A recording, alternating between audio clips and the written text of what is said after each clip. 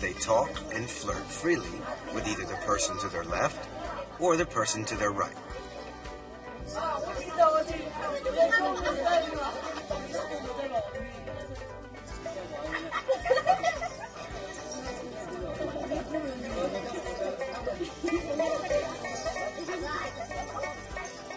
At first, they're shy and feel a little awkward. But after some wine, the ice breaks and everybody feels at home. By the time the meal ends, everyone is in high spirits.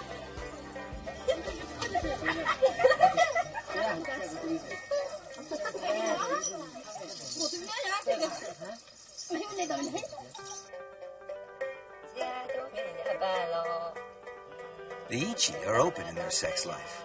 However, despite this, an illegitimate child is frowned upon. This is not much of a problem, as all girls are betrothed at the age of 4 or 5. They remain with their parents and don't live with their husbands until they are older and have given birth to a child. This shows that they are fertile. It's another example of a non-viral local residence.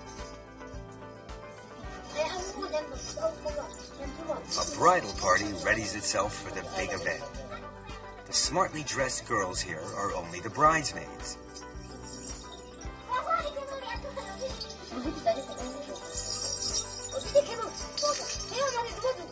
This one is the bride. Before she leaves, her mother gives her a duck and an egg to carry, symbolizing her fecundity.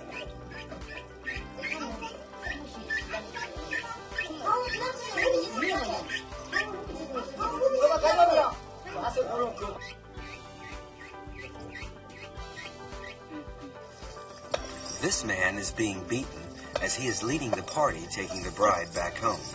It's part of the custom here. A rope is tied across the path of the husband's village. Everybody may cross over except the bride. She must break the rope to show that she is cutting off her links with her past.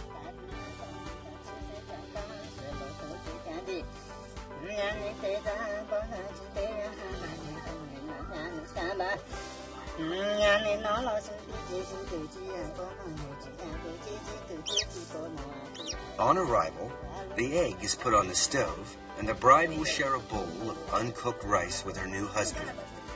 From then on, they are married.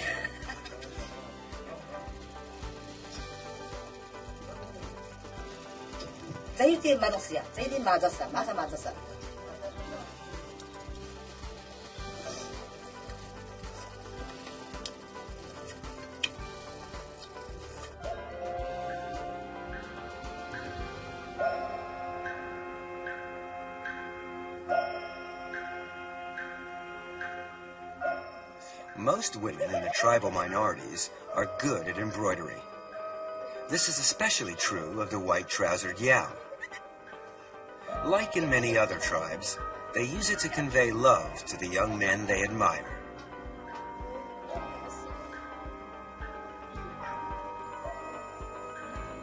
When they are in their teens, their parents build a cabin for them. They use this cabin for their love affairs.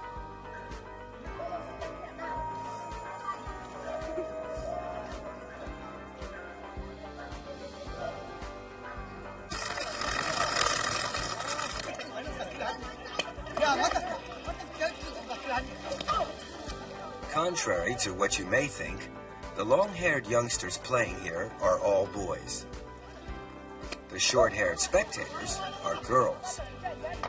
Girls have their heads shaved from birth and remain bald until they start their social life. These novices still sport a short haircut.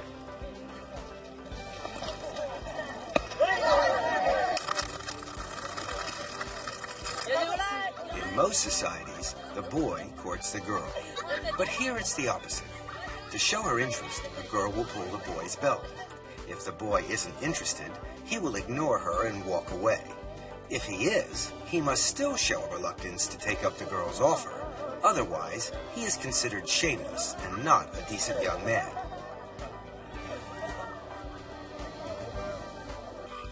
If the girl wishes to take things further, she will take the boy home. Some boys prove to be more shy than others.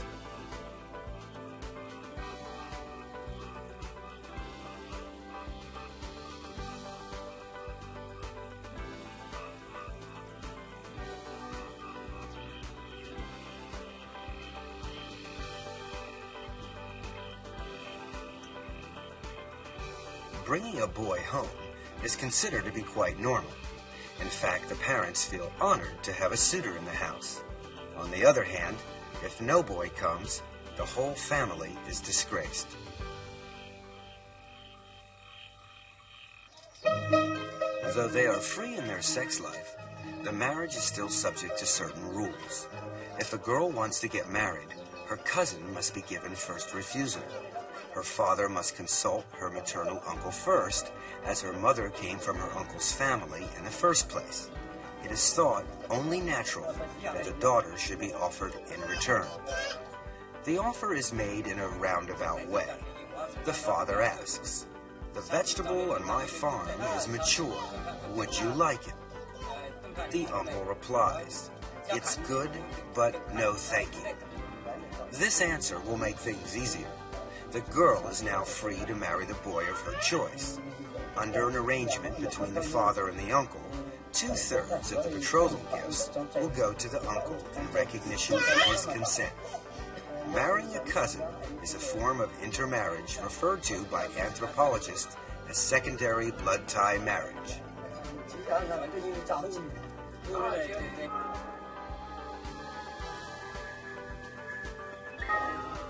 This practice prevails in the Va tribe too, although it is not allowed within a patrilineal family, nor within the same clan. It is even forbidden to marry someone with the same surname. If this code is violated, it is considered incest and regarded as an offense. As a punishment, the couple must buy a cow and slaughter it. The cow's head is cut off and put on top of the couple's heads to show repentance for this transgression. They treat the whole village to a share of the meat from the cow and pay for prayers to be said, as they believe that this crime may enrage God. They fear that the clan or even the whole village may be cursed otherwise. Thereafter, the couple will never see each other again.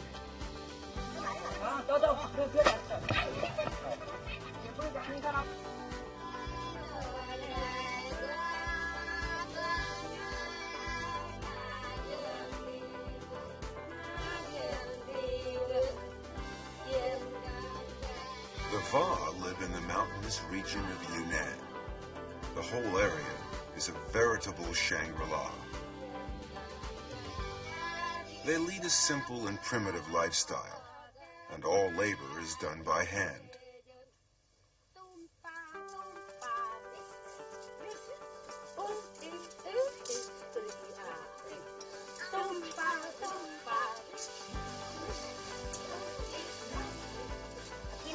The women usually work stripped to the waist. Bamboo is put to a wide range of uses, for constructing houses, carrying water, drying the crops, and storing grain.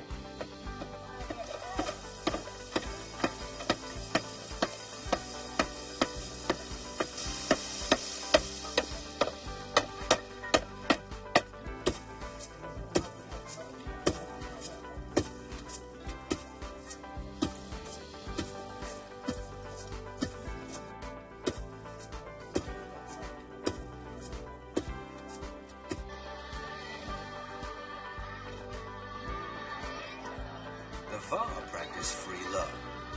Quite often, young men will go out at night to drop in on their girlfriends. Sometimes they will go in 2s and 3s, or even in a large group.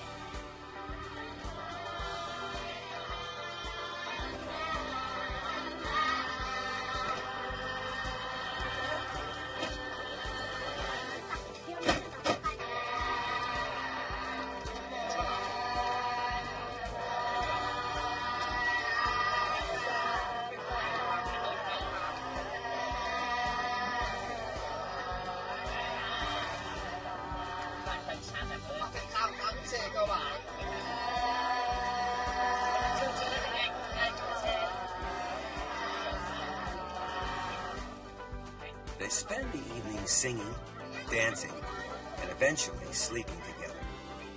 Sleeping together is a sure way of having pleasant dreams, an important part of a good night's rest.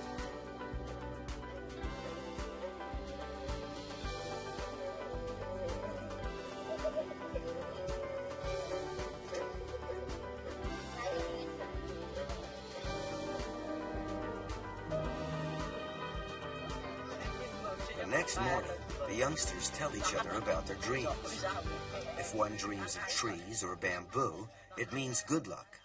A tree being pulled down or a man falling is a bad omen. In this way, they try to read each other's thoughts. If the couple get on well, the relationship will continue.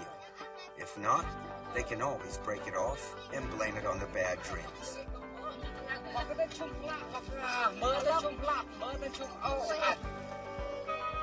Matrilineal society flourished between 10,000 and 5,000 years BC. At first, people practiced group marriage, but slowly this evolved into polygamy. One example of polygamy is visiting marriage. This is practiced by the Moshu people of Những. This is a typical Moshu house. It shows the status of the Moshu woman. Women live upstairs, each having their own room. The rest of the house downstairs is occupied by the old folks and the young children. Adult males have no place in the home and are obliged to stay with their girlfriends at night. Those unlucky enough not to have girlfriends must rough it with the animals.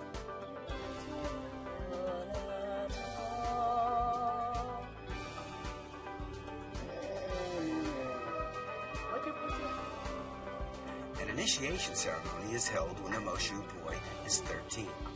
After that, he's considered an adult and will join in with the work and enjoy all the privileges of adulthood, including having affairs.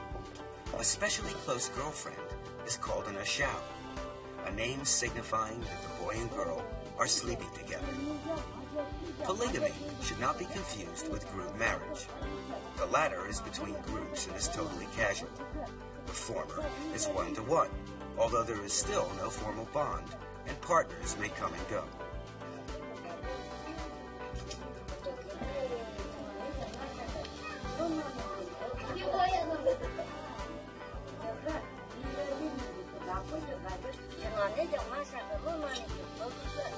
After the ceremony, this young Moshu boy will be an adult. He is ready to take his first ashao.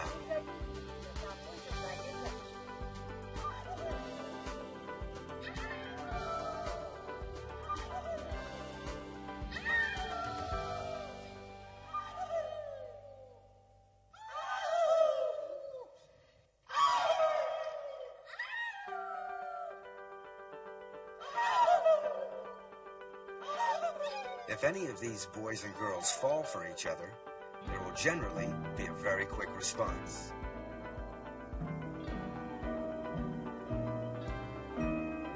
At night, the young boy goes to the house of his new ashao. He throws a pebble to attract the sleeping girl's attention.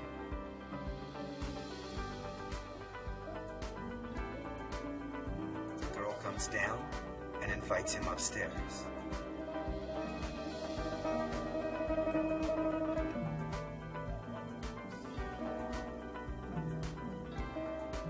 The next day, the boy returns to work in the fields as usual.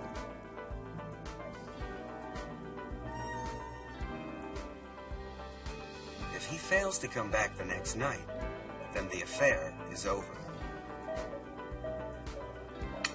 Likewise, if the boy returns and the girl refuses to open the door, the affair is over.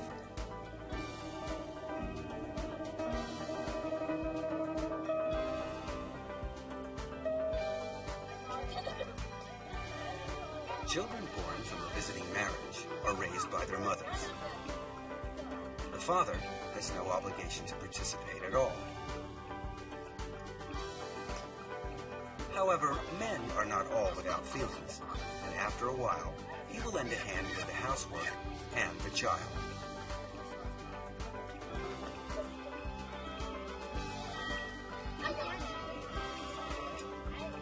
In the end, most most couples will live together when they reach a certain age.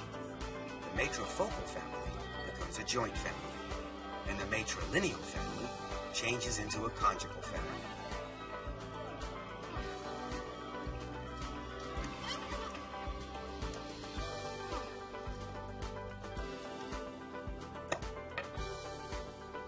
Visiting marriages have no rights, but for the Zhuans in Qinghai, it's quite different.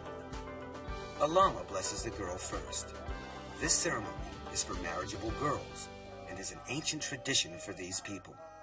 Girls are free to select their mate.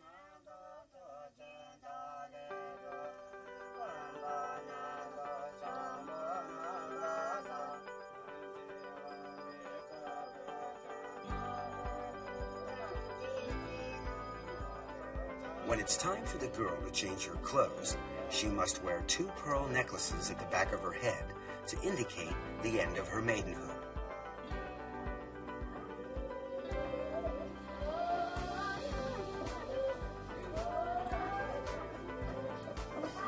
Female relatives congregate around her. The most sacred moment is near.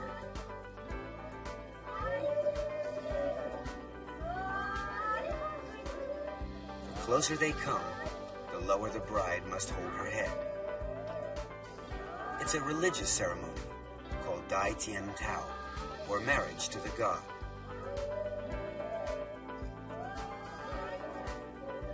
The holy water being sprinkled is in fact milk.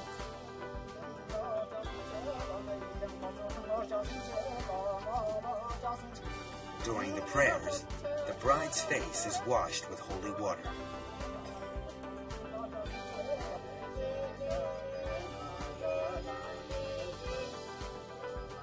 The ceremony is about to begin.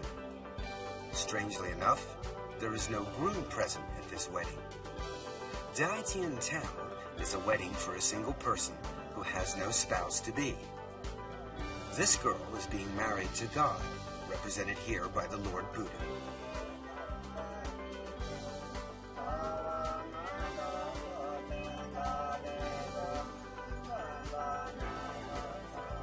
After the ceremony, the girl is free to have love affairs and to bring men home.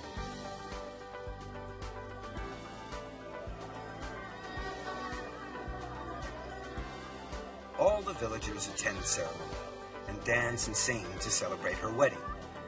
The purpose of the ceremony is to announce to the public that another girl has reached womanhood and she is now able to take lovers.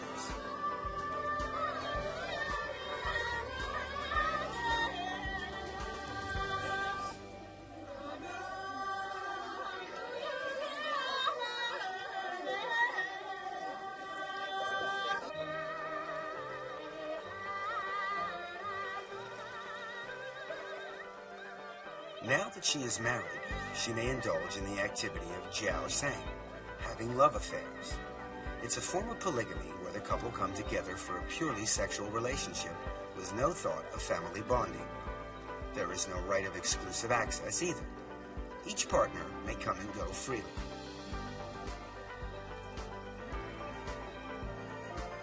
This romantic period is a privilege of youth in an area where men far outnumber the women. It helps to correct the imbalance. Most of the older people have families.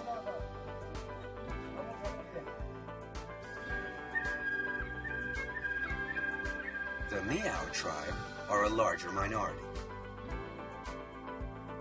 They regard themselves as descendants of Qi Yu and are scattered around the southwest mountainous areas of China.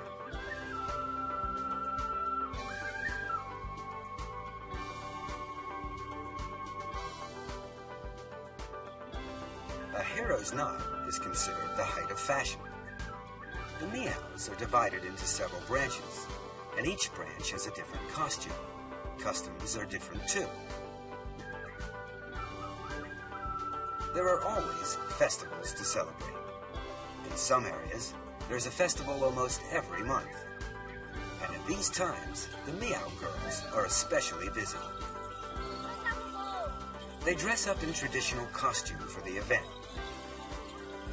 They don't get dressed at home, but bring along their costume to the festival, where their mothers dress them in public. Everything of value is worn. Silver ornaments show off their wealth, whilst the intricate dresses are a witness to their handiwork. A pierced ear with a large hole is considered prestigious and is meant to attract admirers.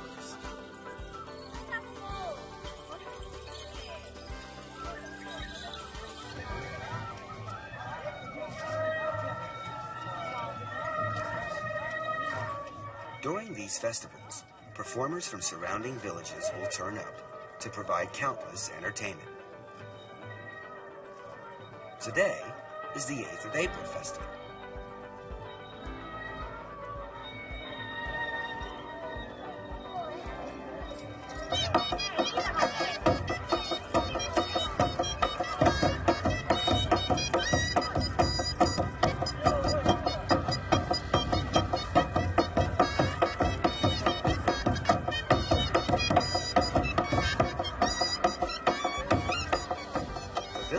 Present a gift to the mother of the dragon, for whom the festival is held as a welcome.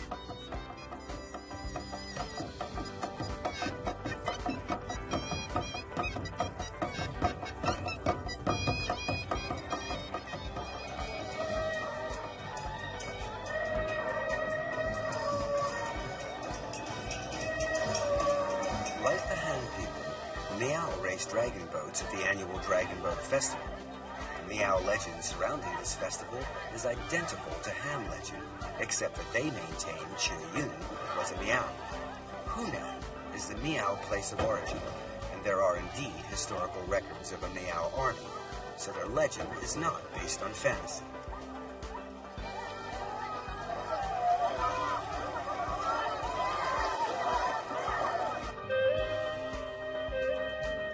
The 6th of June festival is held to celebrate engagements. The atmosphere is completely different here.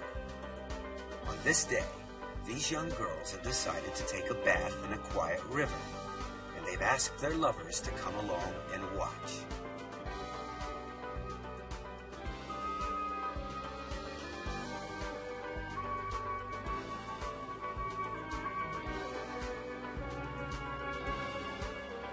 This boy makes a thorough examination.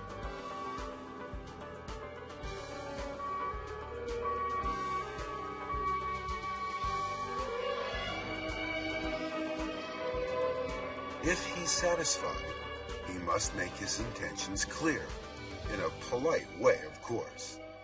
He pays her homage by presenting her with a red ribbon, a token of engagement. In receiving it, she accepts his proposal. Romance is truly international. Another festival is called Eating Maiden's Rice. Besides the usual singing and dancing during the day, the whole family has dinner together.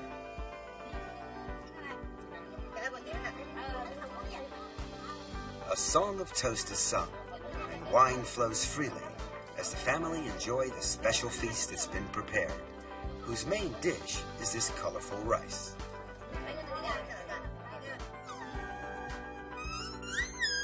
At dusk, young boys arrive blowing a horn as a call to their girlfriends.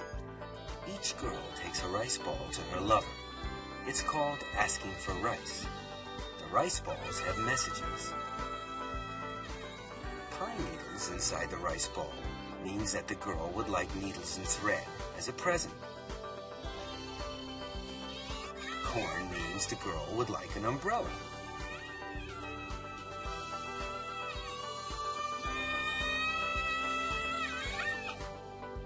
Two sticks bound together mean they'll never part.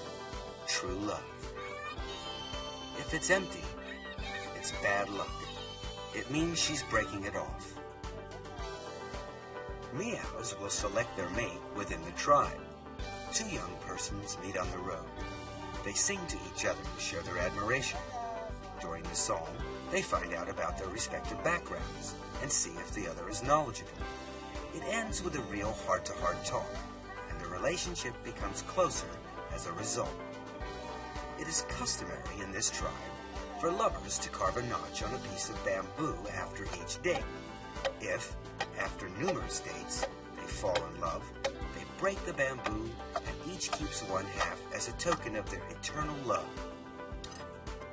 If either one of them ever breaks their vow, they will be obliged to eat the bamboo as a punishment for being unfaithful. Quite an effective deterrent.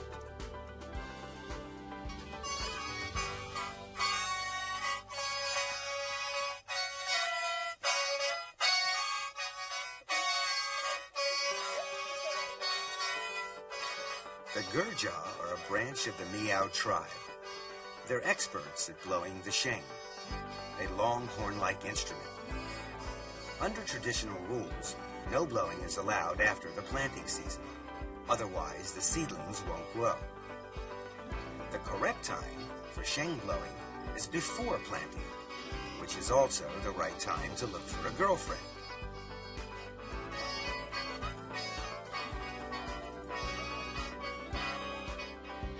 Slowly the girls dance around the boys. Each girl holds a necklace in her hand. As they dance, the girls choose. They put their necklace on their favorite boy's sheng. This is called asking for necklaces.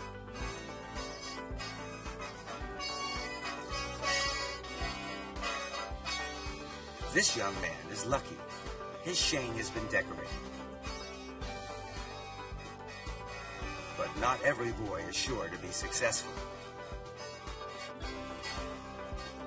This one has something the others don't. He has 3 necklaces on his sheng.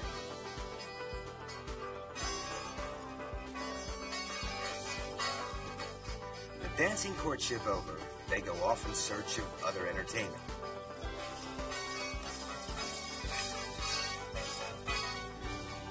Leaving the unfortunate boy to curse his bad luck.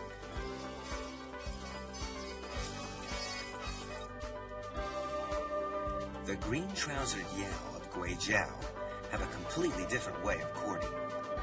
Girls all have a small hole in the wall